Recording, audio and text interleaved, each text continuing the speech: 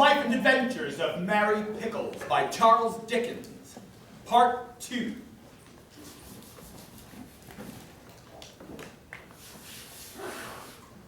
Chapter 8, in which the band of outcasts reassemble.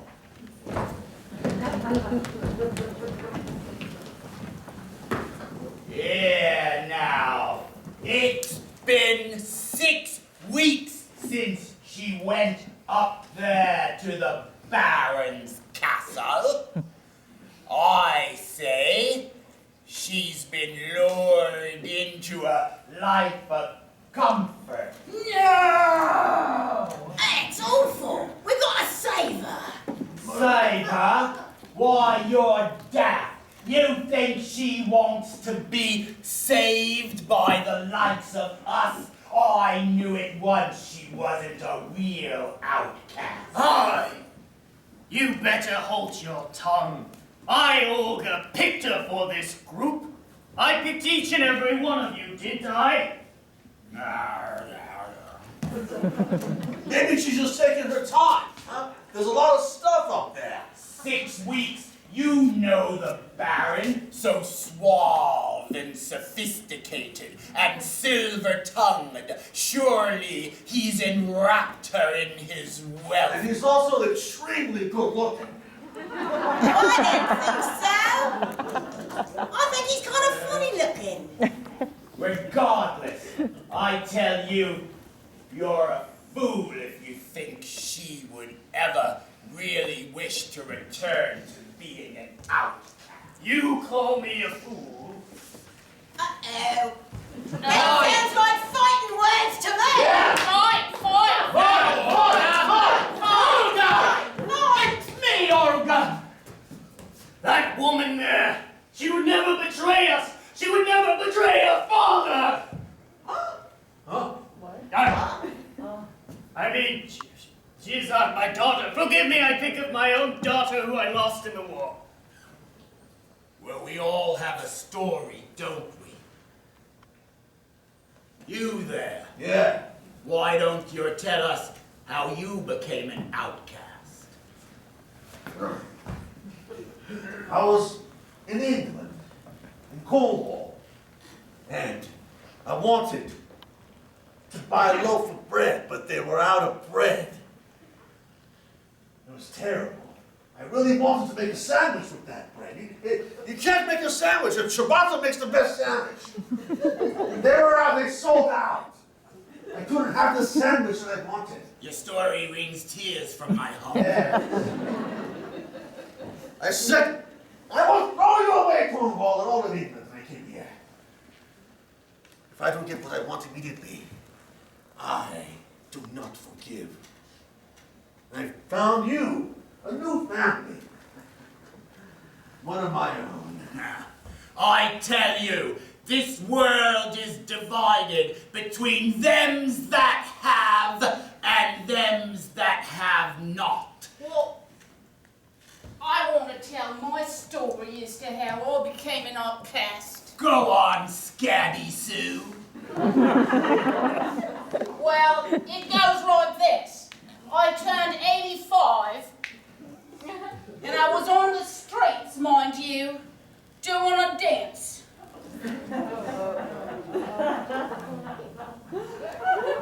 And people was throwing me money.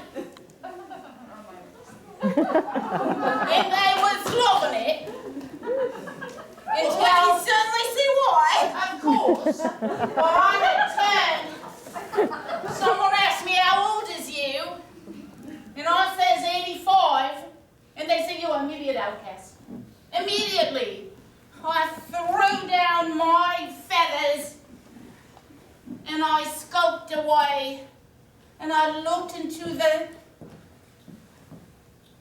tip jar. And it was nothing but paper.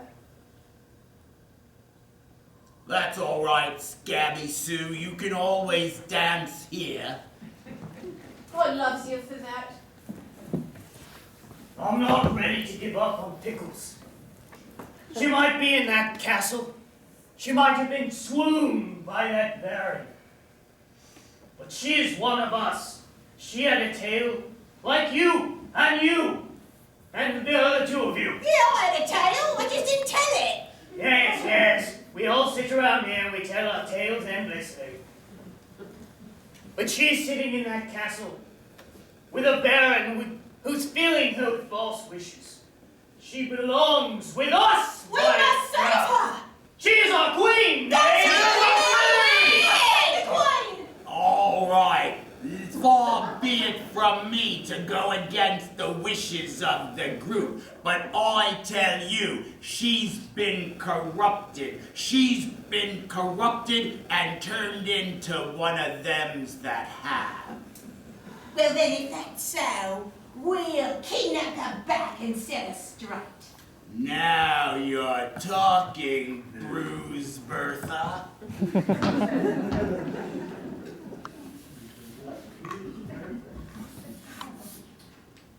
Chapter 9, wherein Mary Pickles and the Baron enjoy and feast.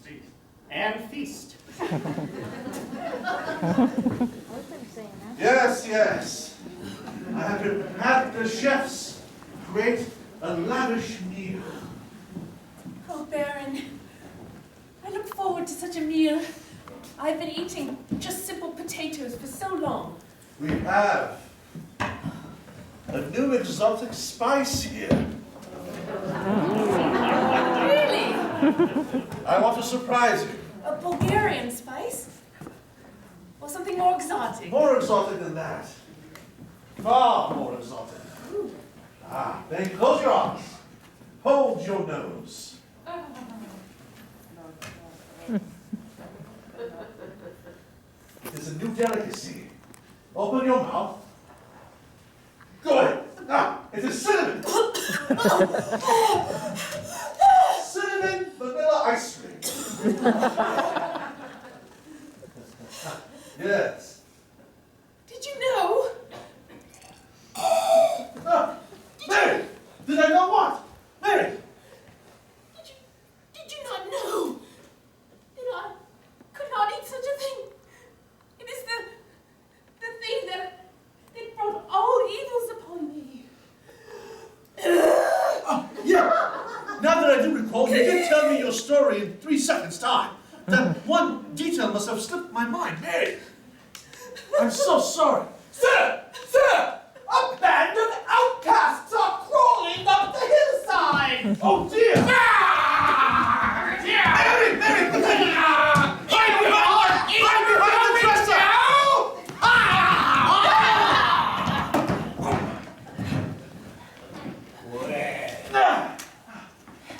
Look at all the luxury! Gods! Where are my gods? Oh, your gods Is there won't... crystal there? Your gods won't be coming, sir. What have you done? Ha! You'll find out the next time you visit the larder. Stop it! Stop it now! Come, Queen! You belong with us! Mary! Mary, I will find you, Mary!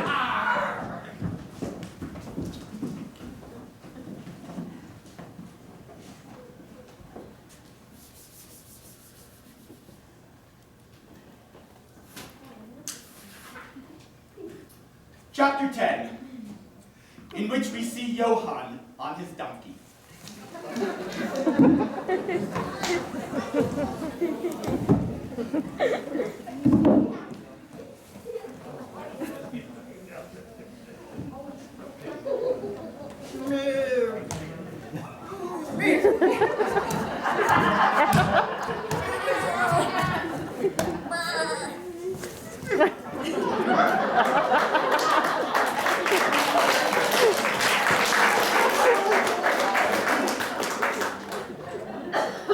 Chapter 11.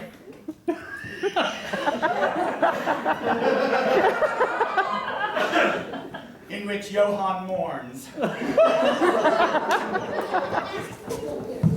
I'm sorry that I killed you.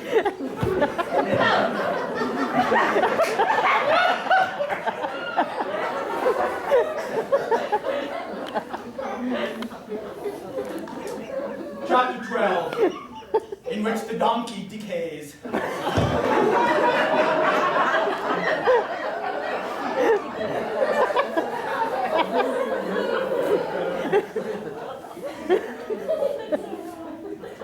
Chapter 13, in which Mary once again reigns as the queen of the outcast.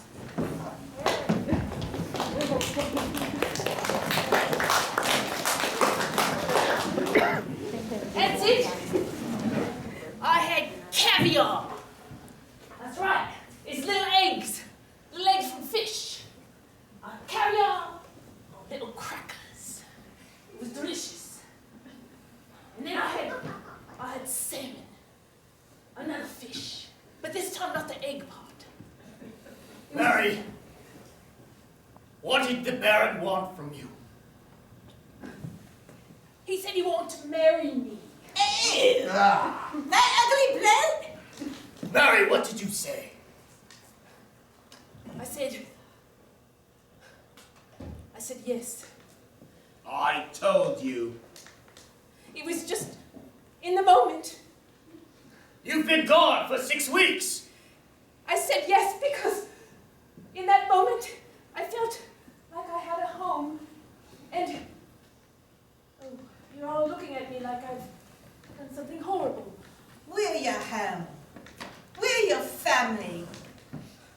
Mary, are these woods not good for you? Are the rags that we sleep on not good for you? Are the mealworms we eat for each meal not good for you, Mary?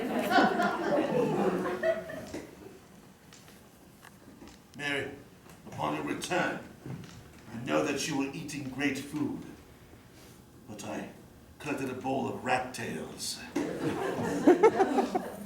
We are what you need. You're right. I was foolish. And I don't deserve such a thing anyway. I don't deserve to be in a castle with a baron.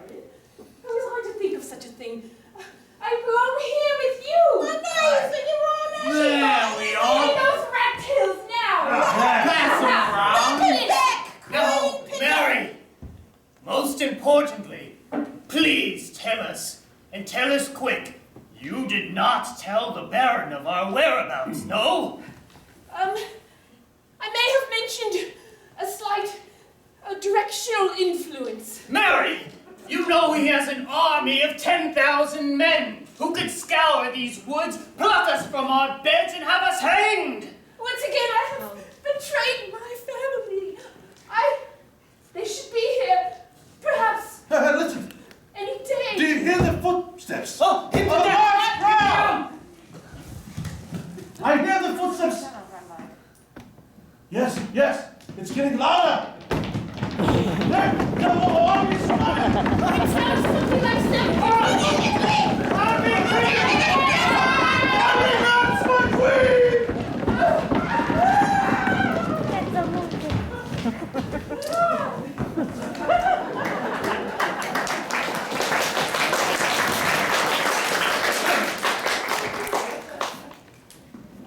Chapter 14, in which Johan walks.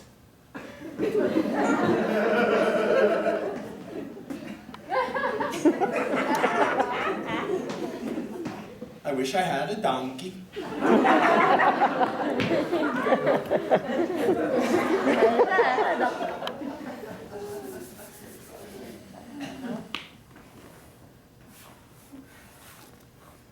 Chapter 15, the battle between the haves and have-nots.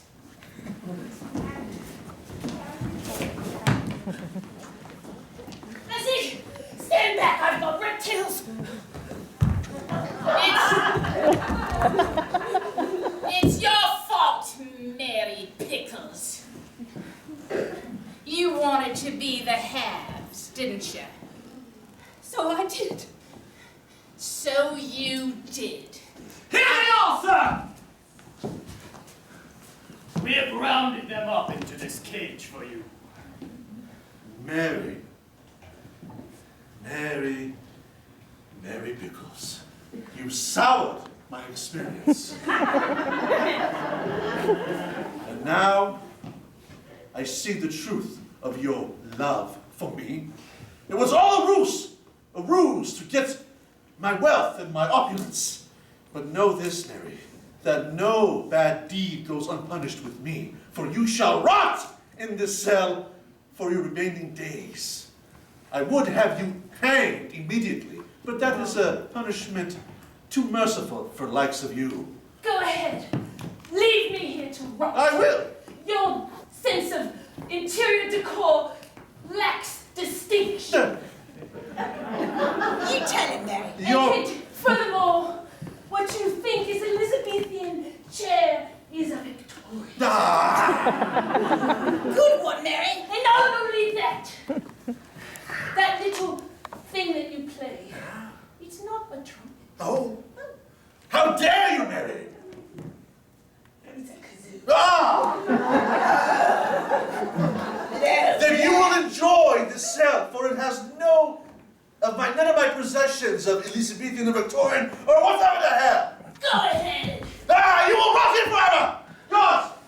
Mary, what? Do you think that we're gonna make it easy for you in this cell? You put us here. You got a point there. All right, It's steady. your fault.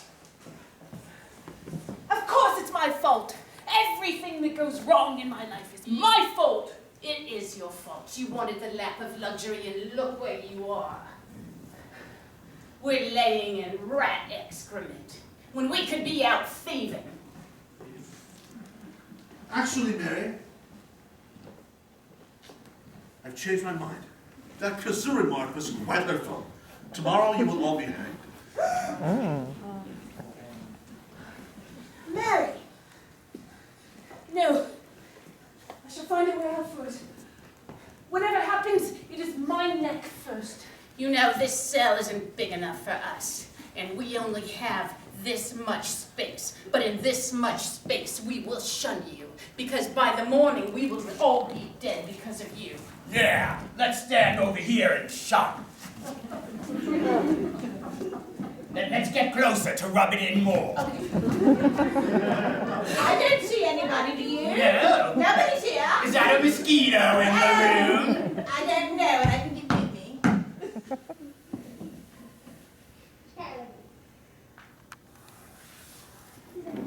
Chapter 16, wherein we now find Johan walking up to an abandoned camp, whereupon he finds a Giant monkey! Monkey! Pizza Hut! giant donkey.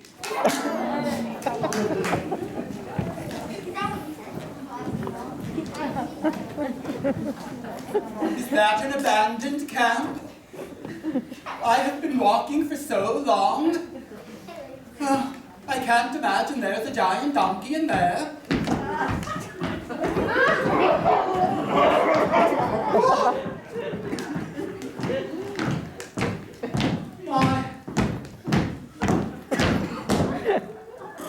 I shall name you Centipede. Hello, donkey.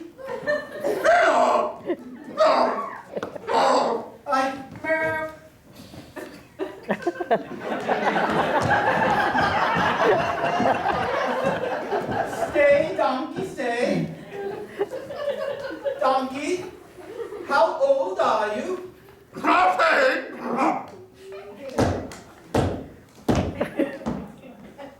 Donkey, you are such a weird thing. Do you think you have the strength to take me to the castle on top of the hill? I hear the Baron lives there, and he might be able to help me find my missing love. Yes.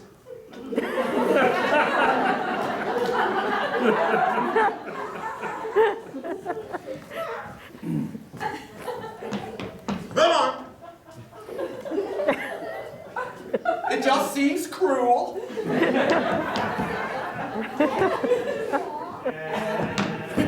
You know, I'll walk.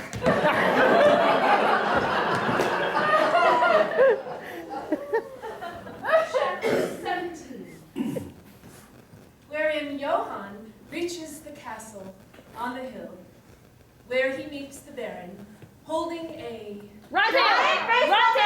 Rat tail! A rat tail! Tennis ball! Rat tail!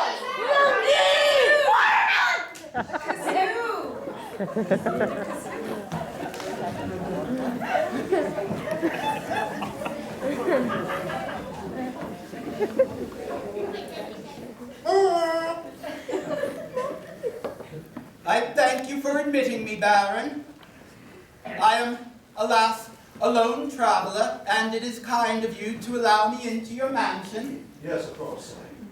I couldn't help but notice you were playing the kazoo. Yes, I was trying it out. Is there a sad story connected to it involving a metaphor? Yes, of course. But the metaphor is a little too risque right now to mention. Can you say it in donkey?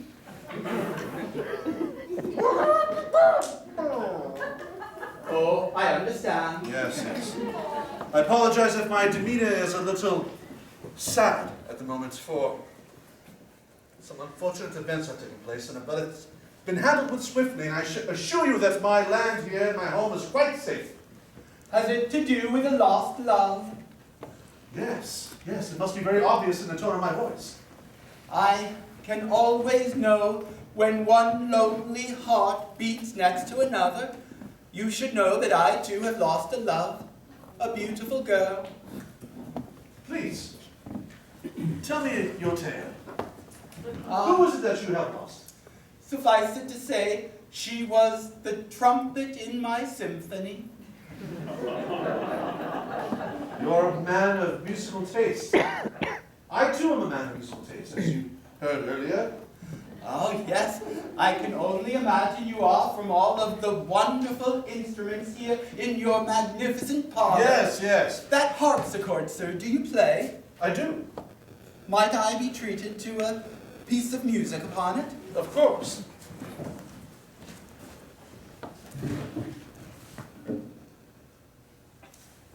I thought it was a harp. Ah, you are marvelous. How it reminds me of my sweet Mary. What a coincidence. I too had once had a love named Mary. Ah, a common name, sir. Yes, yes. She was a sour, treacherous woman, unkosher.